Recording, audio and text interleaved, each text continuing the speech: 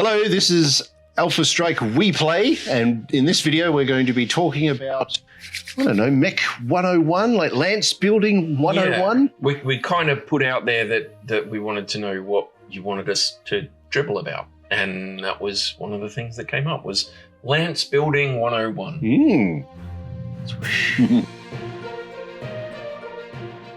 We've played quite a few games of BattleTech. We've talked about different aspects of BattleTech. Yes. Should we go? We'll go in a sphere because it's probably easier. Most people can relate to that if you played like the Succession Wars and all that sort of thing. So we'll go with that. So standard lance of 4 mechs. Yes. We won't worry about. We can talk about like the cost, like BV and all that sort of thing, because it is something to consider if you're going to be playing your games. But there are a number of things that you sort of need to know to build a good lance to win a game. And it's not just the units themselves. There's a number of aspects, such as what optional rules you're going to be using, things like that. What the terrain's going to be like. You know, whether you have a third party come in and set up a board, you have no idea, and things like that. So whether you're doing a scenario or not, you know. Well, that was one of the things that I was thinking about while I've been trying to figure out what to talk about here. Is that you've got some major constraints, right? You've got some major things that are putting up walls in the way. So the first one is, what do I have, right? If I don't own the mini, or I can't get a hold of the mini, then technically I can't use it. You can. Yeah. You can proxy minis, right? That's fine. Get the record sheet. As long as you got the record sheet and all the rules for the weapons that are on that record sheet, then you can go to town. It doesn't matter. But that could be one thing that restrains you from doing it. The other thing is not having the rules for it. If you don't have the rules for vehicles, then you're not going to be taking any vehicles. So that's something that might influence where your further exploration goes, right? So you're trying to work within the constraints. And the other one was the actual scenario that you're playing. If you're playing something that only allows you 1,000 BV, then you're probably not going to get a lance for that. You could. It won't be a very good one. It won't be a heavy one. It definitely won't be a heavy one. It won't be all mechs either. So, no, that's right. Even your Locust is what, 500 or something. So yeah. So you'd have to take a Locust and like a couple of Savannah Masters or something. But I mean, you could build a lance for that. But that's the sort of thing that you can't go, oh, here's my lance that I've built. I'm just going to take it into this scenario, because the scenario has things that constrain what you're allowed to take. That's one of the things that I love about BattleTech, is we, especially talking to Cam, you hear about all those games where they build like a force that just becomes the force. You know, it becomes that meta thing where if you're not taking these units or this particular thing, then you end up losing. Yeah, true. Right, and I challenge anybody here to be able to do that with BattleTech. I don't think there's any way you could take an ultimate force for BattleTech. I don't think there's any way you could take any... You'd win, right? You'll win, and you'll probably win several times, but somewhere along the line, someone's going to go, oh, this is how this gets done. This is what I can do. Yep. As long as the constraints aren't too, like, much of an influence, you can find a way around that force. Yeah, true. Yeah. So, I don't know. It's a thing. All right. Well, look, considering all those factors, let's build a lance of 4 mechs that we think would work together well, without knowing too much about the scenario, without knowing what your opponent is going to be taking. Okay. Yeah. We will sort of talk about designs and things like that were around when the clans are around, though, but we're just going to focus on some Innisphere designs. Yeah. Okay, so there will be some sort of Star League era tech in there if you want. I mean, it doesn't matter. You can look at the design and go, okay, the earlier version didn't have an ER large laser, so range is not as good, but you don't have to worry about as much heat, all that sort of thing. So we'll go with that. So, in your opinion, what is your first choice? What should your first choice be for a unit? Should it be like, do I pick like the Lance leader first, or am I going to pick a mech that's going to be like a fast scout or something like that? Now, keep in mind, we'll work on the premise that you're not going to be leaving the board table. So you're going to be, it's 4-on-4 and you're smashing it out. So you want longevity as well and all that sort of thing, probably. Well, see, that's if you say to someone, build me a 5,000 BV force, you take any person who's played a lot of BattleTech out. If I said to you, build me a 5,000 BV force, and you don't know what the scenario is, I reckon you could come up with a half a dozen lists right now off the top of your head, probably, right? So which one of them do you do? You know? I would go with something with, like, if I don't know the scenario and I don't have a specific thing that I'm trying to follow, then I usually go with something that I like. Okay. Right? And I like things like the synergy between something like a scimitar with tag and narc and all that sort of stuff and an LRM unit. Right? Okay. I like those sort of things. You like that, yeah. So there's vehicles. Something small and fast, something that gets in close, and then you've got something else that sits behind, sort of thing, right? So you could get like probably one of my first ones, because it's fairly cheap, would be something like a Hatchet Man. Hatchet Man? Yeah. Because a Hatchet Man is actually... Oh, look at that. Well done. To put this on the camera here. So this is from the 3050 technical readout. So this is like a Succession Wars design that has had some little upgrades. He's not very heavily armored. He's not very heavily armed, but he's light, he's fast, he's maneuverable, and he's got a good solid damage output when you use him properly. Okay, so 45-ton mech. This has an XL engine, so obviously because he's upgraded to medium pulse lasers. That's the upgrade. Instead of medium lasers, LB10X, hatchet for close combat. 464, being able to jump with a max run of 6. 464 with a solid maneuverability that comes with that, and hands. So he has hands. Yep. So if you don't know the scenario, you don't know what you're going to be doing, then do I take a mech with hands or do I take a locust? You know, so if you don't know what's happening, then you want to have at least one unit with hands so that you can pick things up and move things around if you have to. Certainly uses a lot of tech, this one, though, the upgrade. But I mean... Oh, the upgrade is full on, yeah. It's only 1 point short of maximum armor, which is what I like. So it's got, for that weight class, it's maximizing. The 3025 version has very little armor. It's not... Yeah. It's not very heavily armored at all. It falls apart pretty quickly. But it's also pretty maneuverable. It's got some solid range on it. It's got some solid close-in stuff on it. And it's got hands. So that is one that I would probably lean towards if I'm going to make a lance where I don't know what's going on. Okay. Okay. All right. Hatchetman. So he's pretty good. Well, come on. I showed you mine. What about you? The first mech that you're going to pick is probably the one that's going to... It's going to be the glue. It's probably going to be your commander, but it's not necessarily going to be your commander. No. It might be some... Okay, so the terrain types you've got like city combat, which is really nasty. You've got canyons, which are, keep in mind, most of the worlds that the battles are on, there's people already there. You know, they're either refining stuff or it's a livable, we're not talking about being in like domes and things like that, It's an open area, really. So it's sort of ideal conditions, maybe some weather issues and things like that, which can affect certain weapons. So if you've got like missiles and you've got high winds, that can cause a bit of a problem. But probably want to go, again, like you said, you want something because you don't know what you're going up against, you might want to go for something like the ever famous Scout mech for the Illyrians. No, I mean Atlas is good, but Really? Yeah, really. I think the reason why I like this one, okay, look, it doesn't have the arms and the hands and things like that, but it's super slow. Yes, it is. But for its role, especially with this one here, So you've got LRMs, you've got it's upgraded to an ER large laser, so it's got the range there. And as you get in closer, you've got a couple of SRM6s, you've got 4 medium lasers.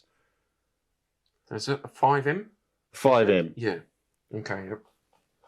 1,655 is BV2. Wow, there you go. Okay. Yeah, it can provide a little bit of indirect fire and things like that, but it's got a lot of weapons on it, so it's deadly at pretty much all the ranges. Yeah, pretty much. It's got 17 double heat sinks. It bloody needs them. Yeah, if it fires everything, yeah, it's a bit of an issue. But I tell you what, yeah. But I mean, you can take like just take a look at the right. So it's not an XL engine.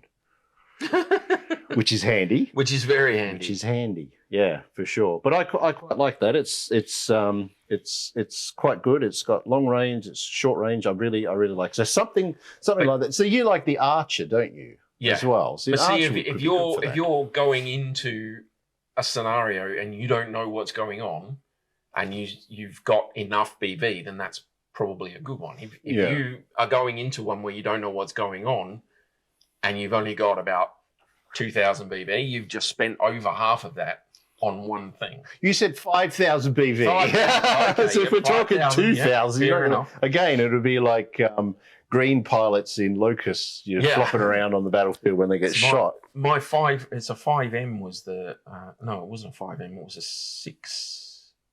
6M, I think, was the Hatchet Man, wasn't it? What was the Hatchet Man version I had? 5R? Yeah. 5S.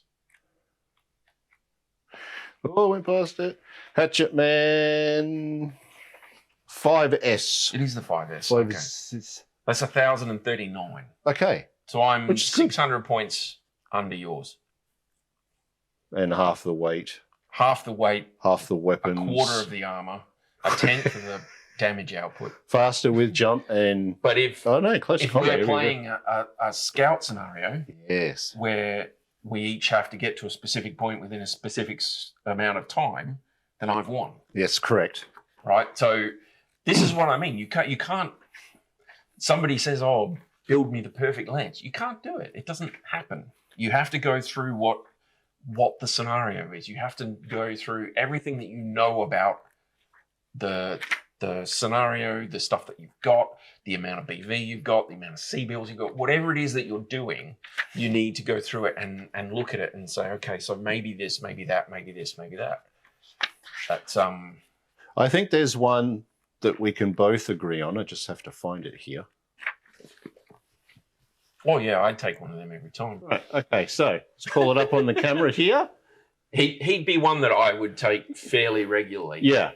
Yeah, I don't know. It's just there's something about it. Like you and I have both used it, like against one another and against other opponents, things like that, and it seems to be pretty good. You know, I mean, it hasn't got a lot of armor and things like that, but again, fire support, 464, so quite maneuverable.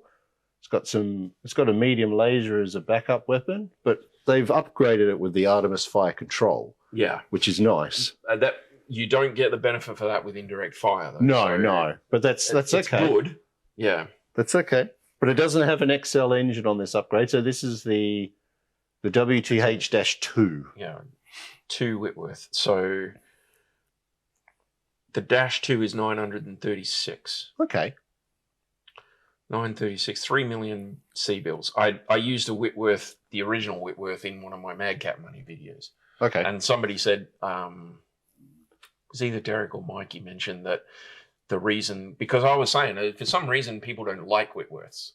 They don't get it. They don't like them. But I think he was probably on the spot there because he was saying that they don't like it because they're people that haven't had to use the old school mechs.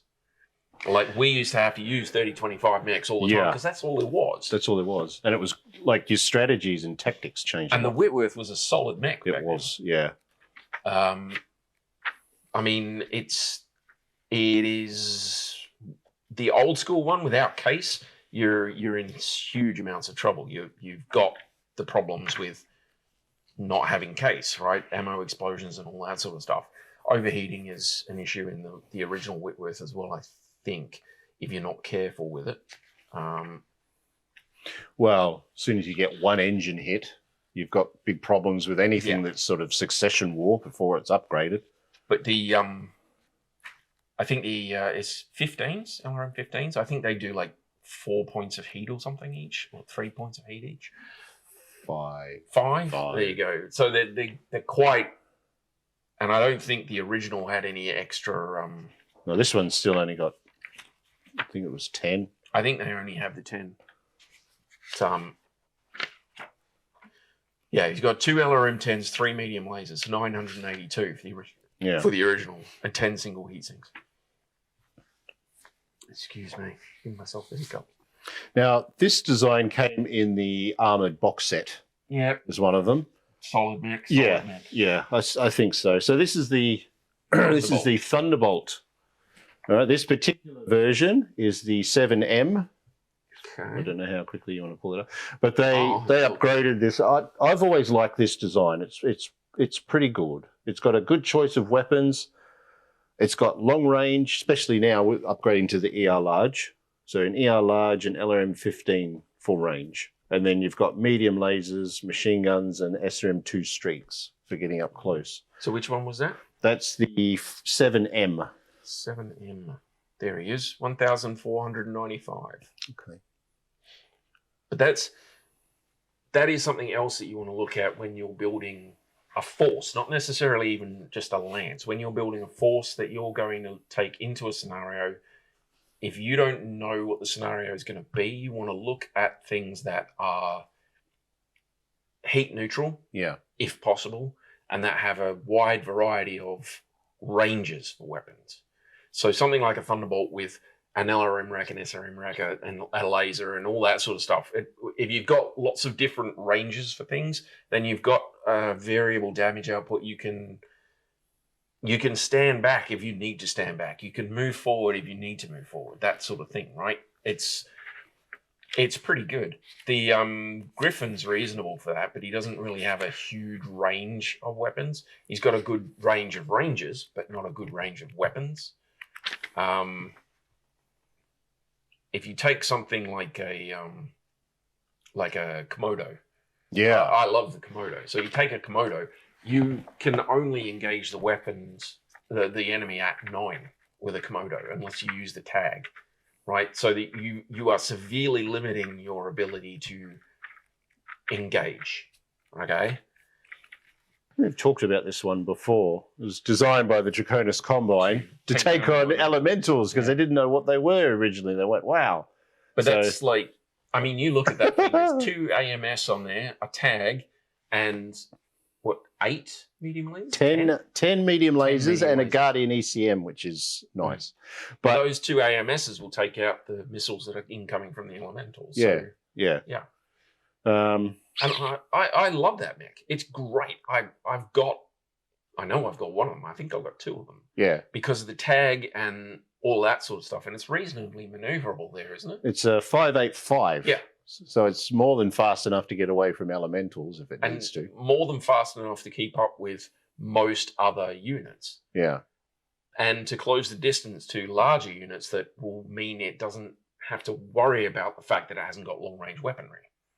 Right, so you've got the option to get in close and maneuver around and bring tag in, get arrow fours, semi-guided missiles, all of that, copperheads, all of that sort of stuff to come down, and you've got damage, but you've only got damage at up to 9 hexes, and you have to remember that. And if you think you're going to be in a scenario or in a situation where you need longer ranges, then you're going to have to seriously think about what weaponry you have on your mechs. Right. And all units. I mean, you could just take a Hollander. You could probably get 2 Hollanders.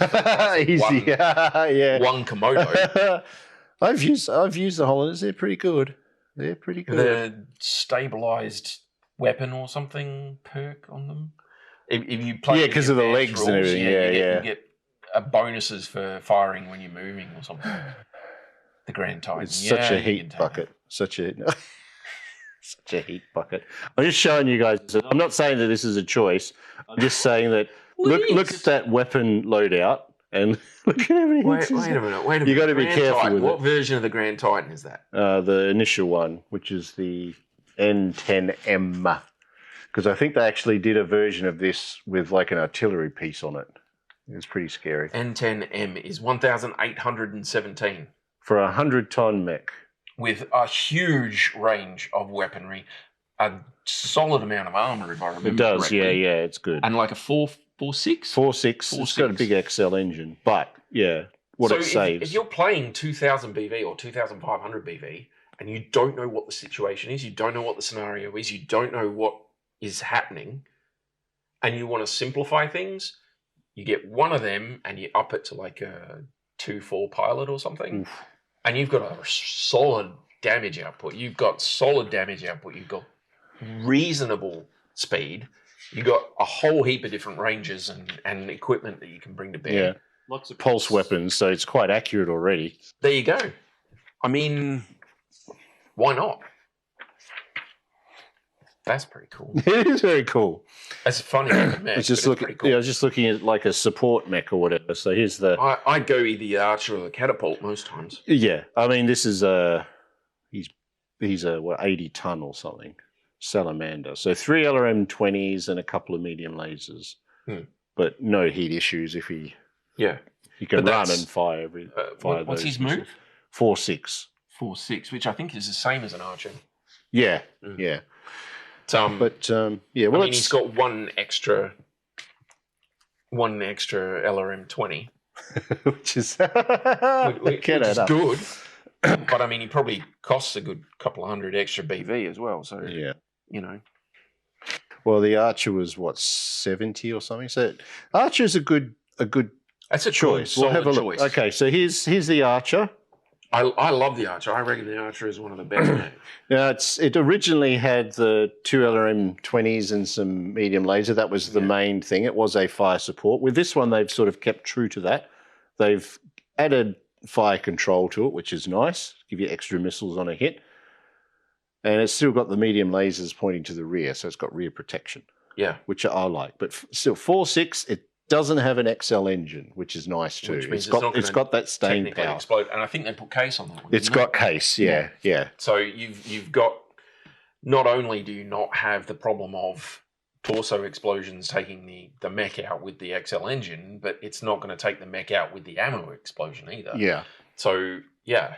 I think I think an Archer is a good choice as one of the mechs because it's got a decent speed for what it is. Doesn't have jump, but there are versions that have it and swap weapons out. But it would allow you to support its fellow units up to 21 hexes away, even if it doesn't have line of sight. Yep. So it gives you they're quite indirect good. fire option Indirect fire if you need it, and it's got a solid punch and kick to it if it does get in close with people. Yeah. It's reasonable speed, so it's not going to get left behind or anything like that. I like them. I reckon they're great. All right. But again, if you're playing a scenario where you have to get so many tons of stuff to some point and he's too slow, then he's too slow. Yeah. And you've got to work in the confines of the things that come around. If you don't have an Archer model, then you've got to get an Archer record sheet and say, well, this one here is my Archer sort of thing, you know? See, the Whitworth also had like had LRMs and that sort of thing. So and the Trebuchet is a good one for that as well. Trebuchet too, yeah. But you're losing a lot of armor on that one. Yeah, but the Trebuchet is very cheap. So if you haven't got a lot of BV to work through, you can take a Whitworth or a Trebuchet or a Valkyrie. Valkyrie's another good Valkyries are good one too, yeah. I'm just having a look at some other choices. The Dervish? Dervish is Dervish cool. is 585. Yeah. They're a solid. That's a solid advance on the Whitworth, I reckon. I don't know if I'd take one over the other, but it would be a serious toss-up between which one I wanted to take, depending on what sort of things have to happen. This one, it has case for everything, and it's not an XL engine. I don't think the original had case at all. So no. And it was still basically the same weaponry as well, if I remember correctly. Yeah, so it's gone up to a strict 2. Yeah, instead of just an SRM2. But they've got 1 ton of ammo for each of the launchers. You could strip one of those off, just share them 50 shots, and you could, I don't know, put more armor. Put another. You can take some more armor. And that would probably be really good. But as it is, that's quite good. Very, very. It's quite fast. With that jump is handy. Yep. That's good. Doesn't have hands. It's got SRM2 launchers instead of hands. That's right. So, you know. If I'm going into battle, that's what I want. I want flaming death coming out of my hands. Well, you load it up with Infernos and you're right, aren't True. you? So here we go. Trebuchet. All right, so let's put this up here. Trebuchet. 50 tons, light on the armour, very light. Very but light. 2 LRM-15s with 8 shots each, end case, Narc missile beacon to help, and 3 medium lasers. And what's his speed again? 585. It is a 585. Okay. Yeah. So here's cool, right? So you've got the Narc pod there, and 585 is reasonably fast and maneuverable, right? So you can get in, you can Narc people, you can get back out again, and you can launch. And once they're narked, you don't need a spotter, right? So as long as that location is still intact, you don't need a spotter. So this sort of configuration is really cool. You could take one of those LRM racks out and put some SRMs in there with some narc-capable munition as well and go, okay, so I'm going to take this and I'm going to hit you with the narc beacon, and then when my LRM runs out, I can come in and I can get the cluster benefit for the narcs. Yeah. Because I don't know if I mentioned that or not, but you do actually get a +2 to your cluster bonus, cluster roll when you have a narked enemy. So, I mean, the main thing I'm looking for is the fact that you don't need a spotter to do indirect fire, but +2 on your cluster roll is pretty good, especially for like SRM 4s and 6s. Yeah. You're getting a lot more missiles hitting with that +2. All right. Okay, so getting back to the original question then. We've had a lot of original questions. For your first choice of mech, what do you want to pick? What do you think is the best as a recommendation to everyone who's watching? What do you think? I suggested like a central, like a command or a support mech. They could be the both. They could be the both. Something is that centers that everything else is around. But what would you pick first? What do you think? I mean, they're pretty important, but what else? I have a tendency to think about the whole thing at once. That's the problem, right? If somebody says to me, we're doing this scenario and you've got X amount of BV, even if they don't tell me what the scenario is about, if I look at that BV and go, I can get this, and this for that. I can get 2 or 3 units and up their piloting skills. Right? I would rather have a skilled pilot in a crappy mech, right, than a crappy pilot in a high-tech mech, right? Because it just works better. Okay. So when you say crappy mech, can I make a suggestion? 30-25 medium mech that isn't really like the Shadowhawk. Oh, unfortunately, that's not nice. unlike your MML version, which was godlike.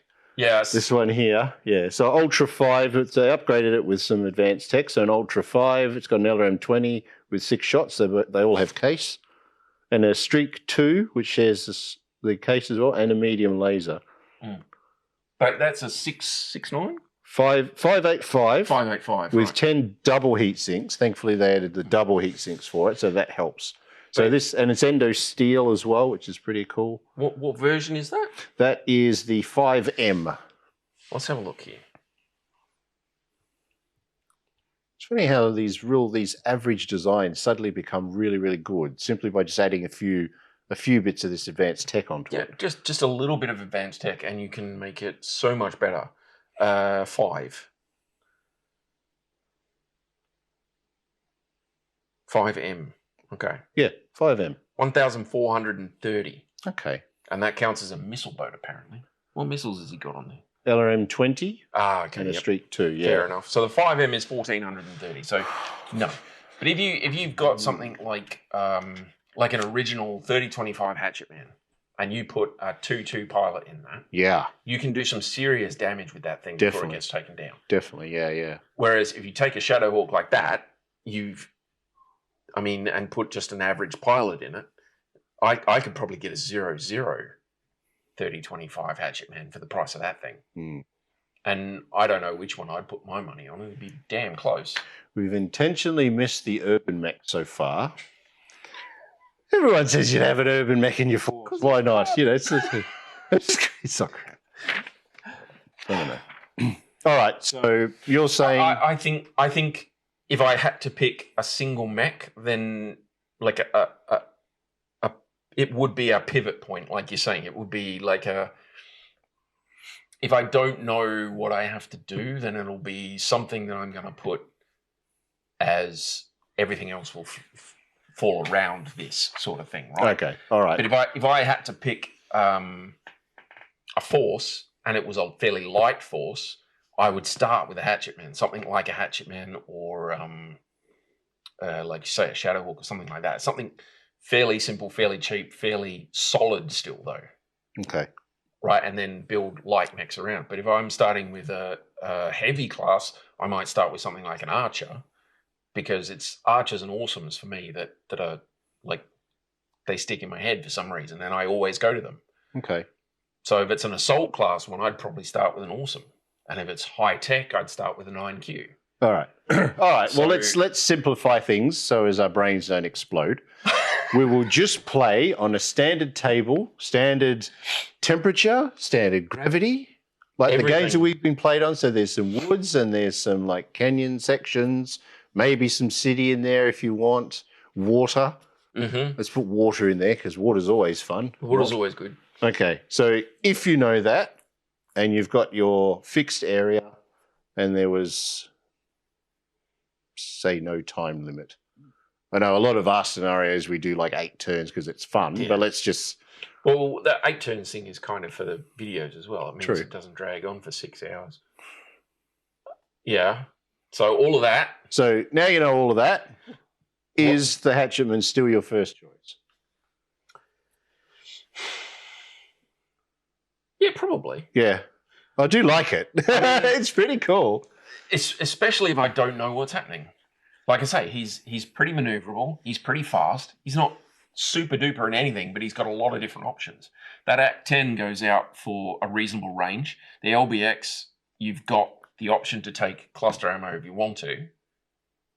So you can pepper things or you can hit like infantry and stuff harder. Yeah. He's got the pulse lasers, which are they're nice. Solidly like accurate. Cheap. So if you don't have the BV to take more units necessarily, you can always spend a little bit just to increase his piloting skill and get that hatchet into play a bit more. Yeah. But like I say, it depends. I can't do it. Okay, well let's do it. Let's do it together. We're going to design a lance based on that. So you'll pick 2 and I'll pick 2. I'll give you the first option. So hatchetman. Do we want to put a hatchetman in? Because I like it. I would go with a hatchetman. Yeah, okay. Yeah. All right. We do have a sale happening right now for Should be happening now. Yep. So head on there to alphastrike.com.au and grab yourself some little bargains. That's what it's all about. Yes. Do it.